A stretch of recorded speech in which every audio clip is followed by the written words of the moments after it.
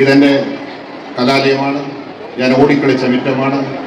ഞാൻ 87 കാലയളവിൽ Mathew P Thomas sir head master ആയിരുന്നപ്പോൾ സ്കൂൾ ലീഡറായിരുന്നു. എനിക്ക് കൊല്ലമാട്ടൻ സാറ് എഴുതി തന്ന പുസ്തകങ്ങൾ നിരവധി കോമ്പറ്റീഷനുകളിൽ അവതരിപ്പിച്ചിട്ടുള്ള സ്റ്റേജാണ്. നിരവധി സ്റ്റേജ് പ്രോഗ്രാമുകളിൽ ഈ കുട്ടിയിരിക്കുന്ന പോലെ കർട്ടൻ വലിക്കുന്ന ജോലി ഞാൻ ചെയ്തിട്ടുണ്ട്. അപ്പോൾ ഇതെനിക്കൊരു ഗ്രഹാതുരത്വത്തിൻ്റെ അന്തരീക്ഷമാണ് ഇവിടെ എന്ന് സൂചിപ്പിക്കാൻ ഞാൻ ആഗ്രഹിക്കുന്നു.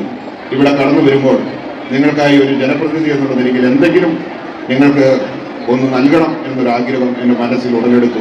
ഞാനിവിടെ വന്നപ്പോൾ തൊടുപുഴ ലയൺസ് ക്ലബ്ബുമായി അതിൻ്റെ പ്രസിഡന്റുമായി ഒക്കെ സംസാരിച്ചു. നിങ്ങൾക്ക് ഇപ്പോൾ പദ്ധതി മാർച്ച് വരെ മുൻപുള്ള പദ്ധതികളാണ് സാധ്യമാവുകയുള്ളൂ. അതിനുശേഷമുള്ള കാര്യങ്ങളിലേക്ക് കടക്കുമ്പോൾ നിശ്ചയമായിട്ടും നിയമപരമായിട്ടും നിർവഹണത്തിലും തടസ്സമില്ലാത്ത കാര്യങ്ങളിൽ ഇടപെടും എന്ന് സൂചിപ്പിക്കാൻ ഞാൻ ആഗ്രഹിക്കുകയാണ്. ഇവിടെ നമുക്കറിയാം ഗ്രൗണ്ട് സൗകര്യങ്ങൾ പബ്ലിക്കിന് തുറന്നു കൊടുക്കുന്നതിനുള്ള സമയബന്ധിതമായ സാഹചര്യങ്ങൾ അച്ഛൻ നൽകുന്നുണ്ട്. കേരള ഫുട്ബോൾ അസോസിയേഷനും ഇടുക്കി ജില്ലാ ഫുട്ബോൾ അസോസിയേഷനും സന്തോഷ് ട്രോഫി താരവും എല്ലാമായി ബന്ധപ്പെട്ട് ഇവിടെ ഫുട്ബോൾ പ്ലെയേഴ്സ് നിരവധി കരിമണ്ണൂരിൻ്റെ മണ്ണിലുണ്ട് കുട്ടികൾ.